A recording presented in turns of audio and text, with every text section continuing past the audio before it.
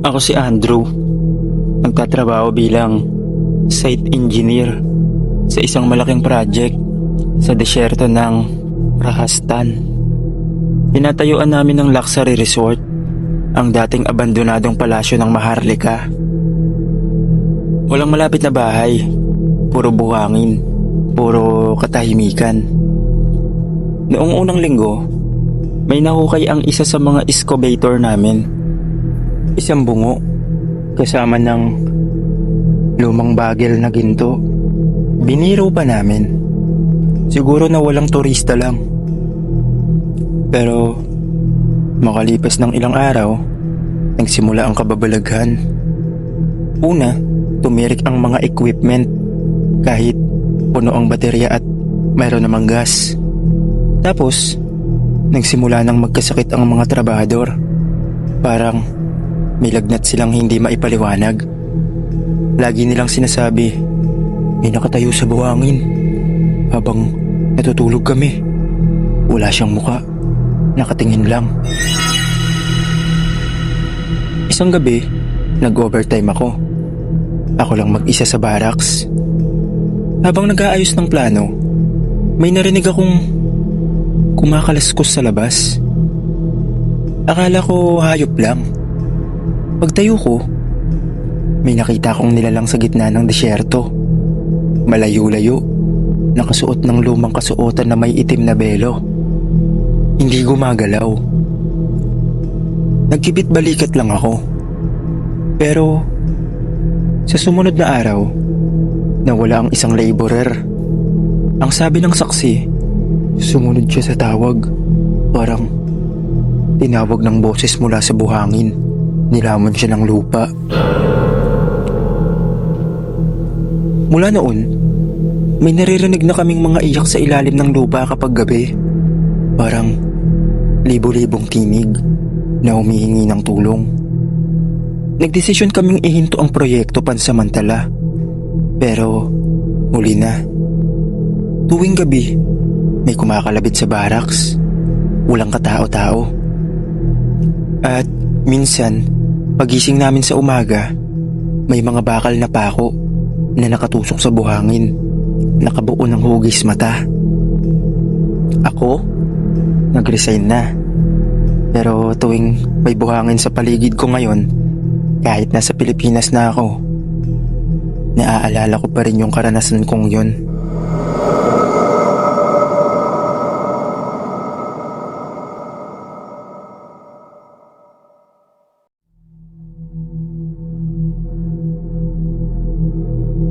Ako si Clarice, isang volunteer teacher mula sa Pilipinas.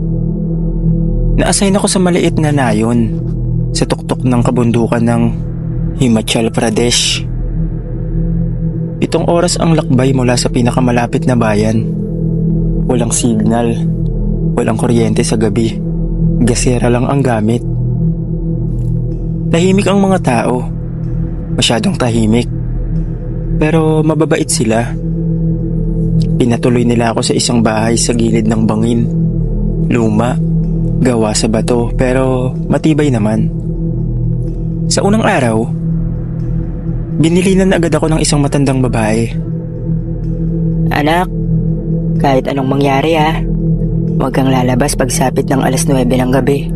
Kahit may kumakatok pa. Akala ko, nagbibiro lang. Pero tuwing gabi, lahat ng bahay nakasara.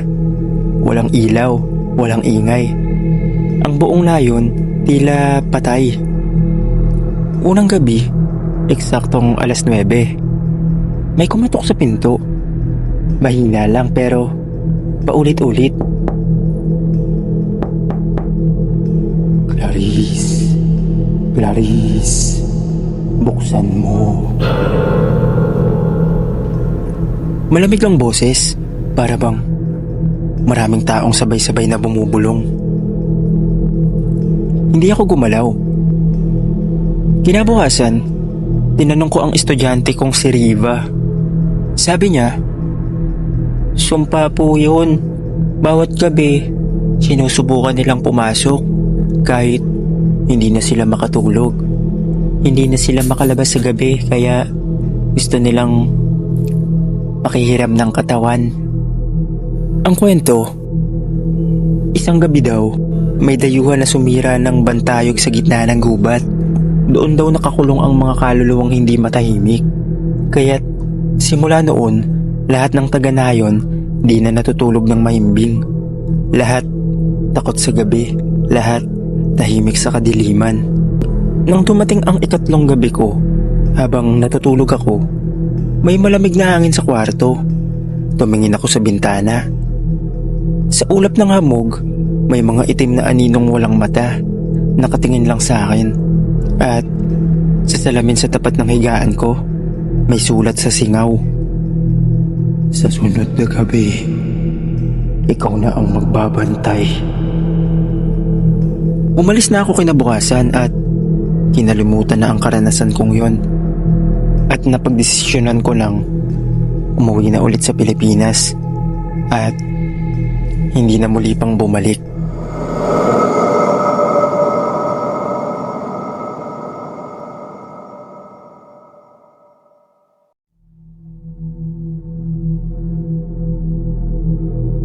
Itago niyo na lang po ako sa pangalang Arlene, isang Pilipina nurse sa isang hospital sa New Delhi.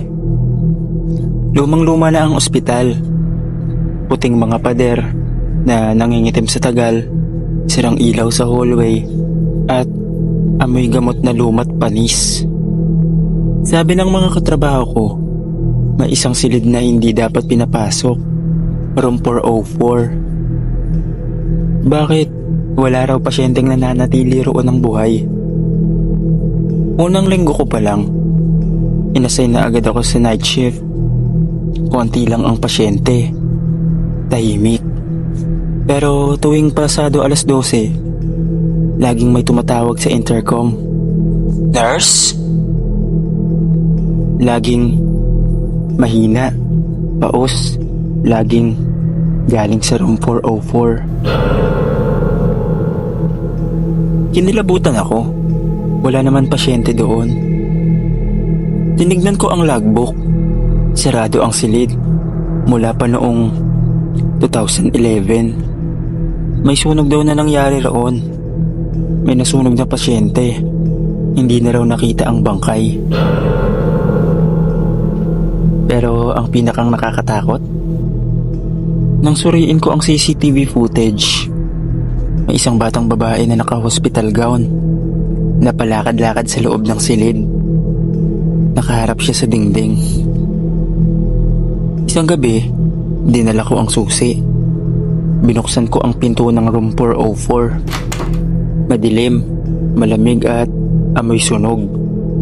At sa loob ng silid, may isang kama. At may nakaupo sa kama. Hindi ko makita ang mukha niya, pero nagsalita siya. Sinara nila ang silid ko, kaya ngayon sa'yo na to. Biglang nagsara ang pinto. Nawalan ako ng malay. Pagmulat ko, umaga na. Bukas ang pinto pero walang pasyente. Sabi ng head nurse, mabutit nakalabas ka. Yung huling pumasok sa 404, di na nakita. Sa'yo lang bumukas ulit ang pinto.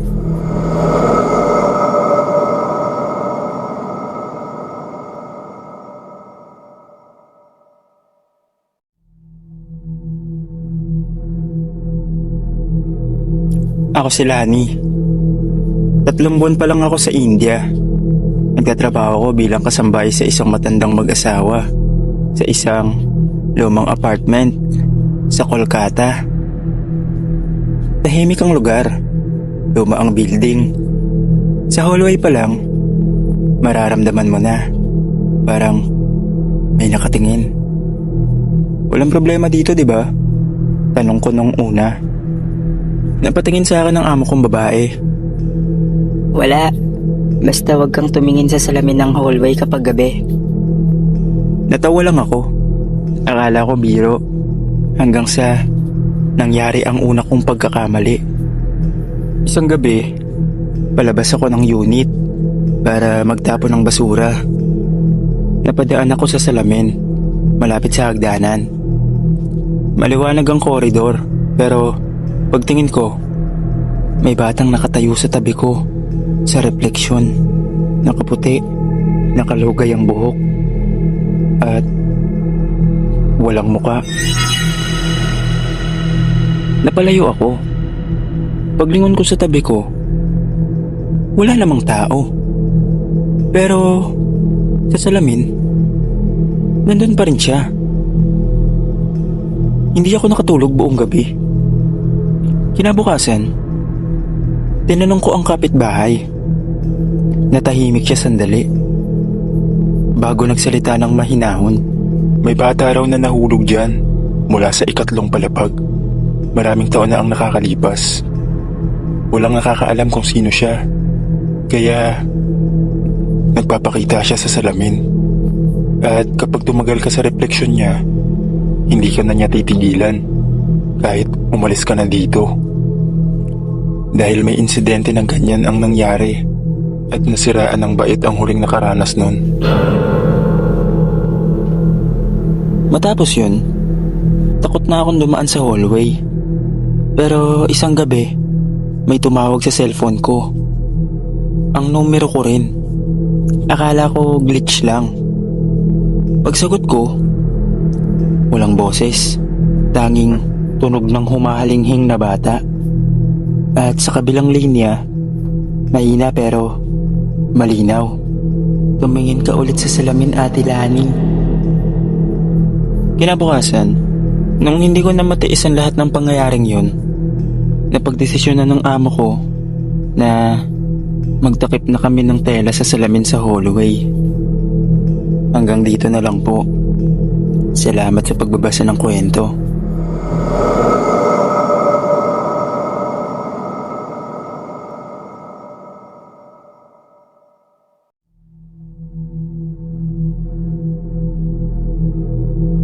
Ako si Jeffrey. Sir Dave, unang buwan ko pa lang sa trabaho bilang cleaner sa isang lumang hotel sa Varanasi. Tahimik at simple lang ang trabaho. Maglinis, mag-ayos ng kama, at siguraduhin walang reklamo ang mga bisita. Pero may isang silid na ayaw galawin ng ibang staff. Ang room 36. Ay, huwag kang papasok dyan, Jeff. Sinara na yan kahit manager ayaw buksan yan. Babala ng isang matagal ng janitor. Pero isang araw, inutusan ako ng supervisor. Walang ibang tao ngayon. Pakilinis ang 36. Agad akong kinabahan, pero sumunod pa rin ako. Lumang susi ang ginamit ko. Pagpasok ko, naamoy ko agad ang lumat panis na amoy. Amoy alimuom. May halong insenso. Walang tao pero naramdaman ko agad ang bigat ng hangin. Para bang may nakatingin.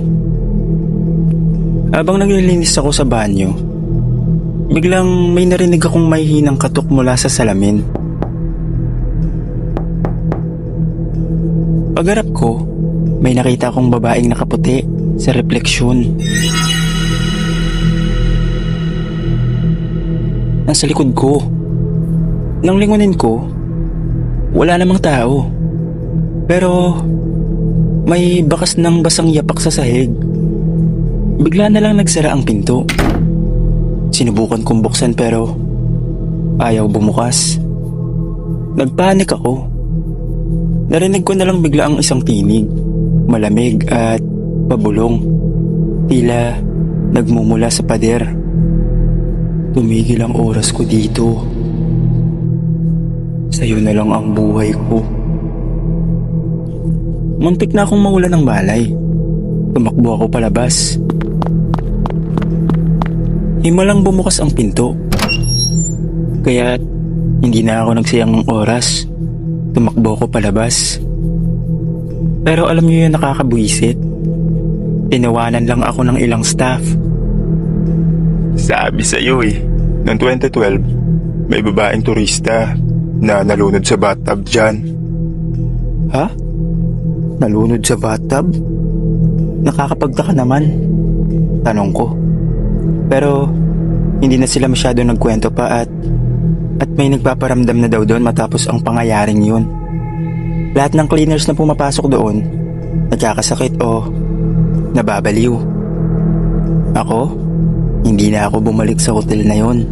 Pero ang nakakatakot, kahit nasa bagong trabaho na ako ngayon sa Mumbai, tuwing gabi, may katok pa rin akong naririnig sa salamin.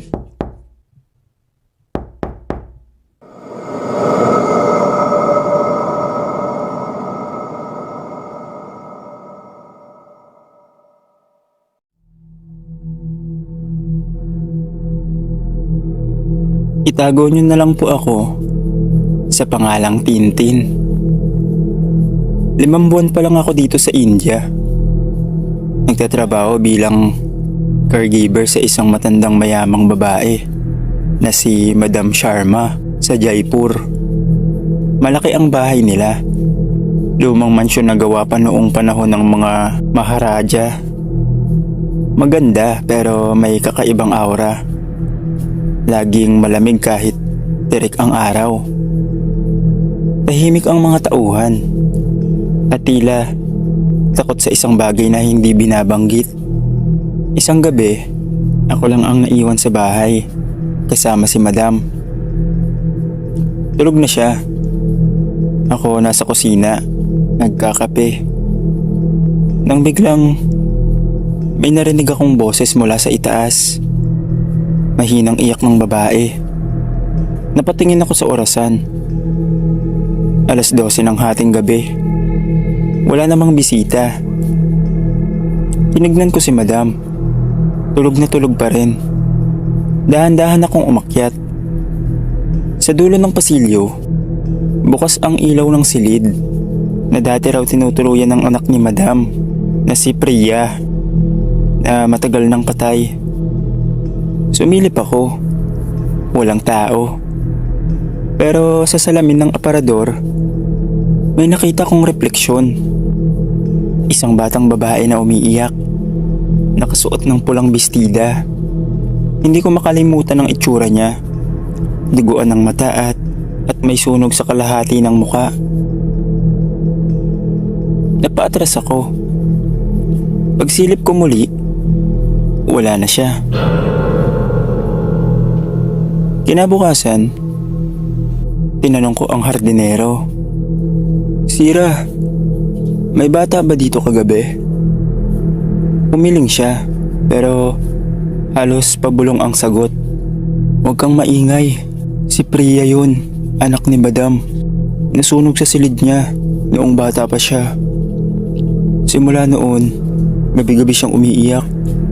Ayaw niyang may ibang gumagamit ng kwarto niya. Nang gabing yun, sinubukan ko magdasal bago matulog.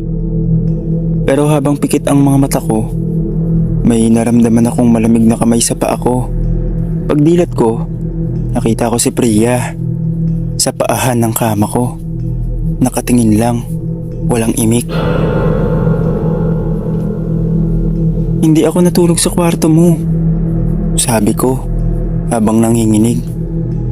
Ngunit ang sagot niya ay bulong na tila nanggaling sa ilalim ng lupa. Pero narito ka sa bahay ko. Aalis ka pa ba? Matapos yun, araw-araw kong iniisip kung dapat pa ba akong magtagal sa India. Pero kahit saan ako lumipat, palaging may batang umiiyak sa paligid. Palaging may pulang bestida sa panaginip ko. At palaging may boses na bumubulong sa gabi. Sa akin ka na.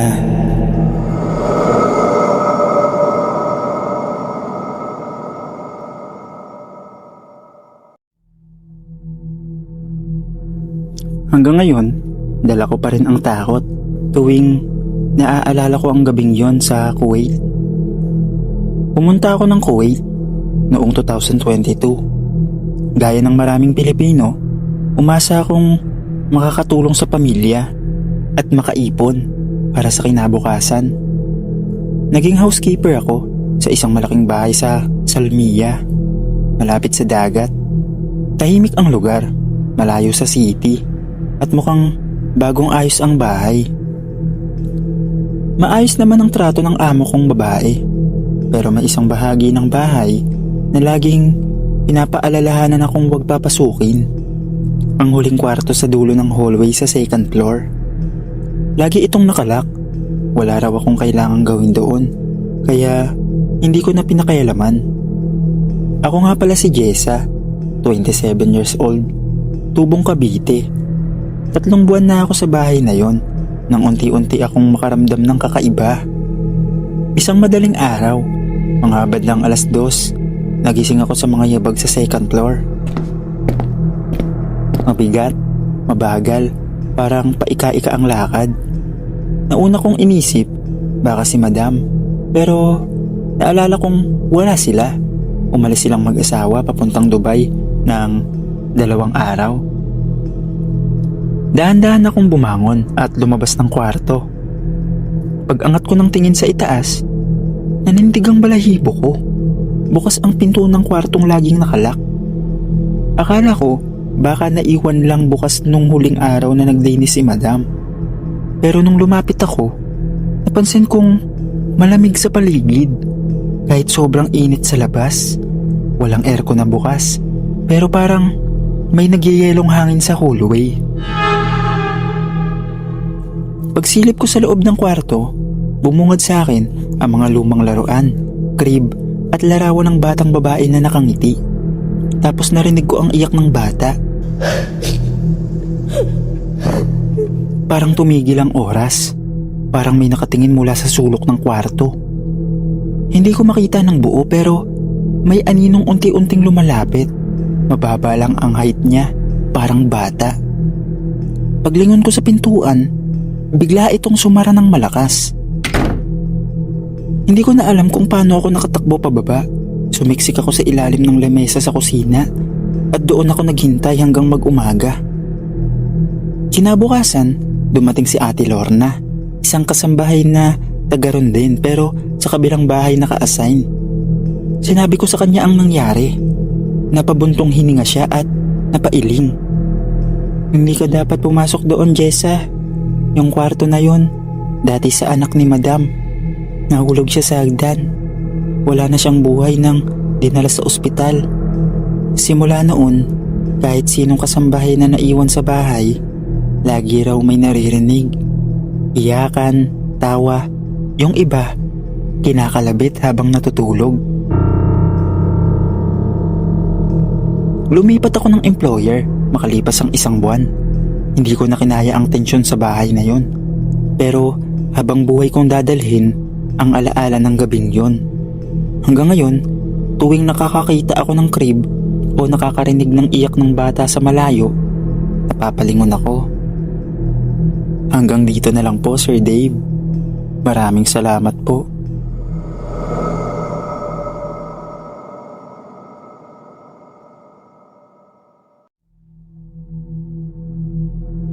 Hindi lahat ng kwarto sa rooftop ay para sa mga tauhan. Minsan, may mga nakatira roon bago ka pa dumating. Ako si Mario, 34, tubong Iloilo. Isa akong maintenance staff sa isang lumang gusali sa Kuwait City. Pinapasok ako ng isang Arabong may-ari ng 5-story commercial building. May mga opisina, clinics at apartment sa itaas. Maayos ang sweldo at libre ang tirahan ko sa rooftop. Sa una, ayos lang ang lahat. Tahimik, medyo mainit lang sa gabi pero carry na. May sariling CR, maliit na kusina, at sa isang kwarto, doon ako natutulog gabi-gabi. Nag-iisa. Pero pagkalipas ng 2 linggo, may mga bagay nang hindi maipaliwanag na nangyayari. Una ko napansin, Parating nawawala ang sapatos ko tuwing madaling araw kapag gigising ako para pumasok ng maaga. Isa lang ang naandoon. Tapos, pagbalik ko sa gabi, andun na ulit. Akala ko kung sino lang ang nagbibiro. Pero dumating ang gabing di ko makakalimutan. 12:00 na siguro nun. Nakahiga ako nang may marinig akong parang kaluskos sa labas ng bintana. Akala ko pusa lang, pero sunod-sunod na katok sa salamin ang narinig ko. Takot na takot ako dahil wala namang bintana sa gilid ng kama ko. Pader lang yun. Tumayo ako at sinilip ko ang pinto. Nang binuksan ko, malamig ang simoy ng hangin. Masyadong malamig para sa isang rooftop sa Kuwait. Sa sulok ng kwarto ko, may nakaupo, isang babae, nakaputing abaya. Mahaba ang buhok at nakatungo ang ulo. Hindi siya gumagalaw, hindi rin siya nagsasalita, pero ramdam ko ang bigat ng presensya niya. Parang sinasakal ako ng hangin. Bumalikwas ako palabas, tumakbo ako pababa kahit nakapambahay lang. Pumunta ako sa second floor kung saan naroon ang security office.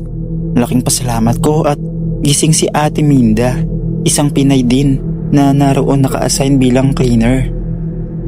Nang sinabi ko sa kanya ang nakita ko, napatingin lang siya sa akin ng seryoso. Mario, hindi mo alam, bago ka dumating, may isang Pinay na janitor na roon din nakatira sa rooftop. Namatay siya roon, na-stroke, natagpuan na lang kinabukasan, nakabulagta sa sulok ng kwarto. May suot siyang puting duster. Napalunok ako. Hindi ko na sinabi kung anong itsura ng babaeng nakita ko, kasi pareho sa sinabi niya. Simula noon, tuwing gabi, hindi na ako natutulog sa rooftop. Pansamantala akong tumira sa maliit na storage room sa third floor. Di man komportable, mas panatag ang loob ko. Sa huling linggo ko bago umuwi ng Pilipinas, sinubukan kong bumalik at linisin ang rooftop. Pagbukas ko ng pinto, may sulat sa mesa na hindi ko alam kung sino ang nagsulat. Wala akong kasalanan. Ako lang ay naiwan. Minsan, hindi tayo ang unang dumating at hindi rin tayo ang huling aalis. Pero may mga kaluluwang ayaw pa rin bumitaw. At kung ikaw ang bagong salta, ikaw ang makakakita. Hanggang dito na lang po, Sir Dave. Maraming salamat po.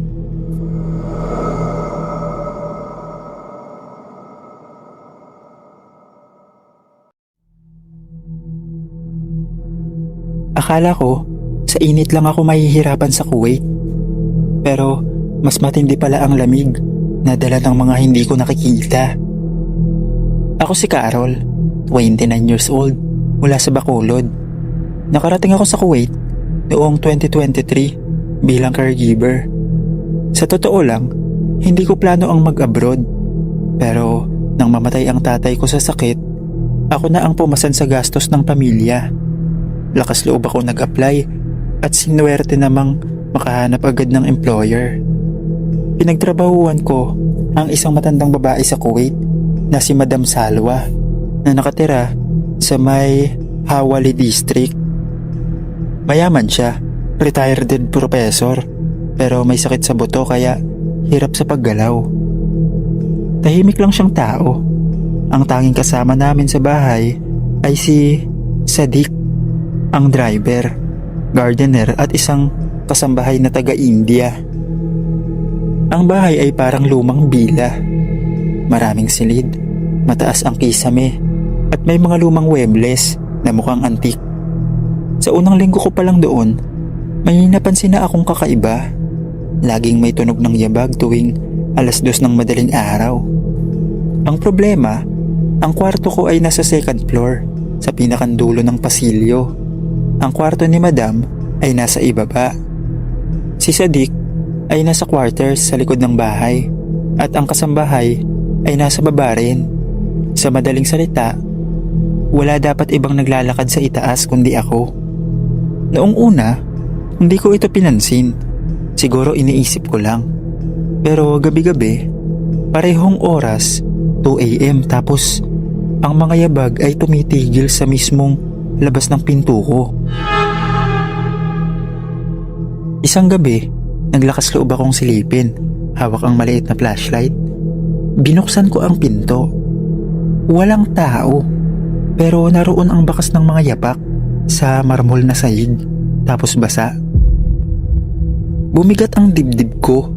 Pagbalik ko sa higaan, nanatili akong gising hanggang umaga. Kinabukasan, tinanong ko si Madam kung may CCTV ba sa hallway. Sabi niya, wala. Pero sumimangot siya pagkatapos. Walang dapat tanungin tungkol sa itaas. Dati nang may naninirahan doon. Hayaan mo na lang. Sabi niya. Mula noon, lalong tumindi ang mga pangyayari. Sa salamin ng banyo, minsan ay may itim na abaya akong nakikitang dumadaan sa likod ko kahit sarado ang pinto. Isang madaling araw, nagising akong may nakaupo sa paahan ng kama ko. Akala ko, panaginip lang. Pero nang magising ako ng tuluyan, andun pa rin ang bakas ng pag-upo sa kumot. Mula noon, hindi na ako makatulog ng maayos. Pero ang pinakamatindi ay nang isang gabi, habang pinapalitan ko ng diaper si Madam. Bigla siyang napatingin sa likod ko at napasigaw, "Latansur, huwag kang tumingin." Sigaw niya sa Arabic.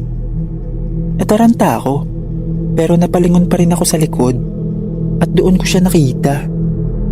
Isang babaeng nakaitim na abaya, walang muka, parang usok na may anyo ng tao. Nakalutang siya sa may kisame, unti-unting lumalapit. Natulala ako, hindi ako makagalaw. Nagdasal si Madam ng paulit-ulit habang pinapikit ako. Ramdam ko na lang ang pagbigat ng hangin sa paligid hanggang sa tuluyang nawala ang presensya. Kinabukasan, hindi na kami nagkatinginan ni Madam, pero kinausap niya ako ng seryoso matapos ang ilang araw. Ang babaeng yon ay ang kapatid kong si Amena. Noon pa siya namatay. Nalunod siya sa bathtub sa kwartong yan. Mga 2 dekada na ang nakalipas. Hindi pa siya matahimik. At sa tuwing may bagong tagapag-alaga sa akin, dumadalaw siya. Pinapakita niya kung sino ang tunay na may-ari ng bahay. Hindi ako makapaniwala sa narinig ko. Isang buwan pa akong nanatili bago ako inilagay sa bagong employer. Hindi ako nagsumbong, hindi ako nagreklamo. Pero mula noon, hindi na ako natulog ng patay ang ilaw. Hanggang dito na lang po, Sir Dave. Maraming salamat po.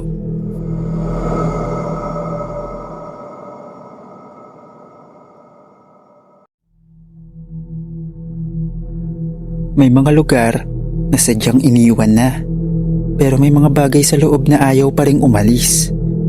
Ako si Ronald, 31 years old, Tubong, Davao.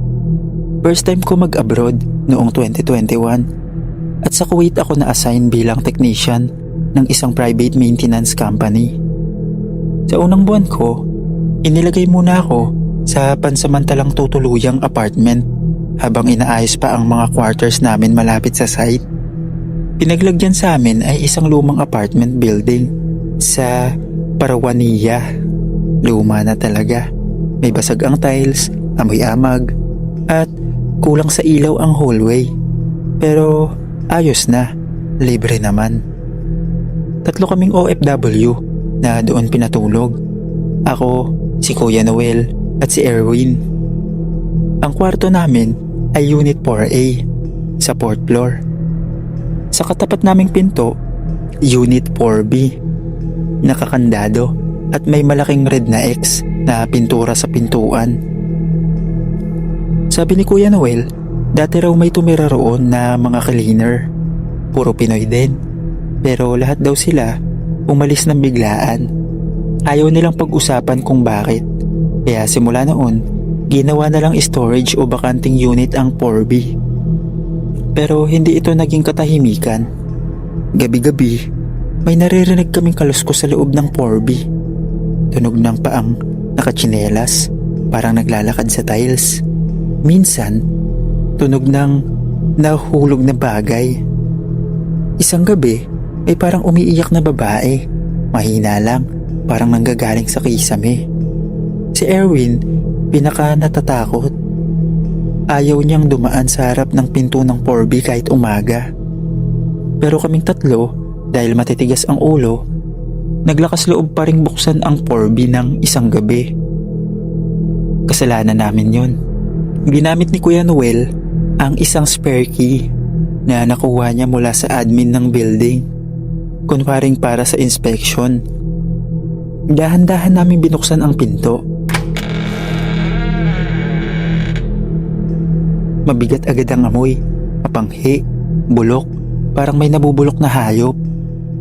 Madilim sa loob at halos walang gamit, maliban sa isang lumang bunk bed, sirang electric fan, at isang altar na may basag na frame.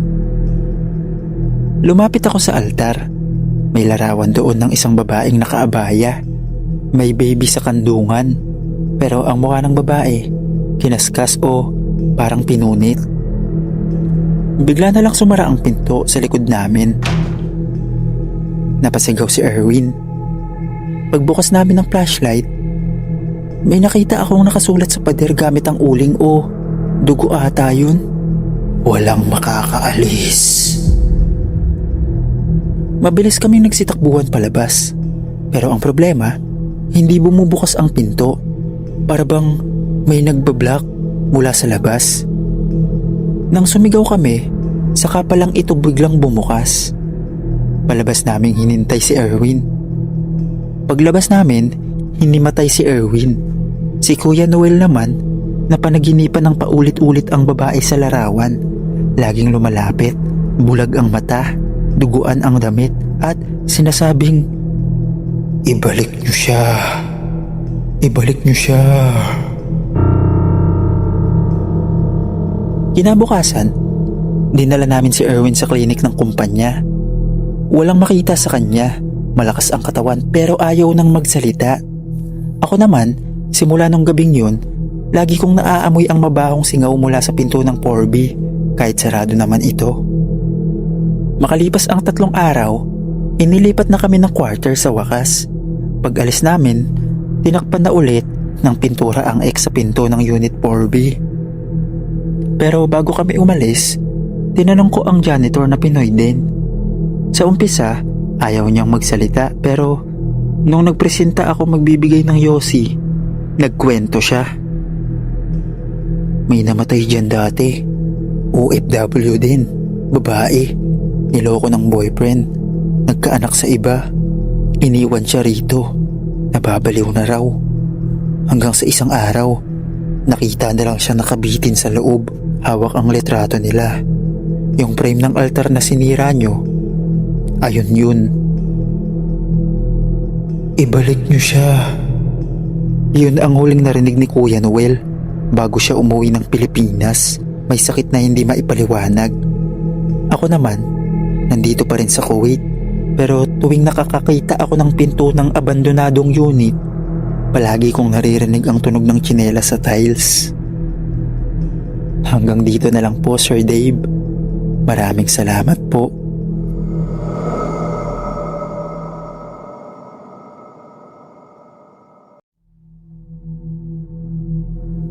Akala ko, kapag sa ospital ka nagtatrabaho, sanay ka na sa kamatayan. Pero iba pala kapag mismong ang kamatayan ang bantay mo sa gabi. Ako si Margie, 30 years old, registered nurse, Tubong, Quezon City. 5 taon na ako sa Kuwait, naka-assign sa isang private hospital sa Hawali. Night shift ang pinakang ayaw ng lahat, pero ako, sanay na. Konti ang rounds, minsan nga nakakaidlip pa. Pero 1 buwan lang, mula nang inilipat ako sa bagong wing ng ospital, doon ko naranasan ang hindi ko inaasahang bangungot. Room 209. Yan ang kwartong inassign sa akin gabi-gabi. Sabi ng mga kasamaan ko, huwag na raw akong sumilip dyan kapag walang pasyente. Pero syempre, bilang nurse, curious ako. Ang weird kasi, laging naka-reserve pero walang laman. Hindi siya nilalagyan ng pasyente kahit kailan. Isang gabi, habang nagra-rounds ako, bandang 2:00, napansin kong nakabukas ang pinto ng 209 pero may liwanag na galing sa loob. Wala namang pasyente. Wala ring utos mula sa admin na linisin o ihanda ang kwarto. Pero pumasok ako, dala ang chart at flashlight. Pagkapasok ko, ramdam ko ang lamig sa loob. Pero hindi aircon na lamig. Ibang lamig, yung parang may tubig sa hangin. Mabigat. Tinignan ko ang kama. May nakaayos na bedsheet, pero parang may nakahiga. Hindi mo kita agad, pero bakat ang hugis sa ilalim ng kumot. Lumapit ako. "Excuse me po." Tanong ko, mahina. Walang sumagot. Dahan-dahan kong inangat ang kumot. Walang tao. Pero ang bedsheet, painit. Parang may katatayo lang. Bigla, naramdaman kong parang may dumaan sa likod ko. Mabilis at malamig. Paglingon ko sa salamin sa gilid ng kama, may anino ako nakita. Nakasuot ng patient gown, kalbo at nakangiti. Pero ako lang nga nasa kwarto. Umalis ako agad. Pinilit kong wag magpakita ng takot. Binalik ko ang pinto sa pagkakasara. Kinabukasan, kwento ko kay Nurse Fatima, isang Pinay rin na mas matagal na sa ospital. Napatingin siya sa akin, sabay sabing, "Bakit ka pumasok sa 209? Sabi ko, bukas ang ilaw. Akala ko may pasyente." Natahimik siya sandali, tapos tumingin sa paligid at bumulong. "Margie, yung kwarto na yun, diyan namatay si Dr. Saman. Dati siyang surgeon dito, pero may sakit sa utak. Isang gabi, nagkulap siya habang nag-ooperate. Doon siya inalagaan sa room 209. Pero bago siya mamatay, palagi siyang nakangiti at sinasabing, 'Akin ang kwarto na to. Walang ibang titira dito. Ako lang.'" Hindi na ako sumagot. Simula noon, bawat night shift ko, pinipilit kong iwasan ang room 209. Pero may mga gabi, kahit nakasara ang pinto, nakikita kong may ilaw sa ilalim ng pintuan. At sa salamin ng hallway, minsan, may nakikita akong kalbong pasyente na nakangiti. Sumisenyas na pumasok ako. Hindi ko na siya pinansin. At sana, hindi niya na rin ako pansinin balang araw. Sa ospital, hindi lahat ng kwarto ay bakante. May mga kama na di dapat tulugan. At may mga bantay na matagal nang hindi tao. Hanggang dito na lang po, Sir Dave. Maraming salamat po.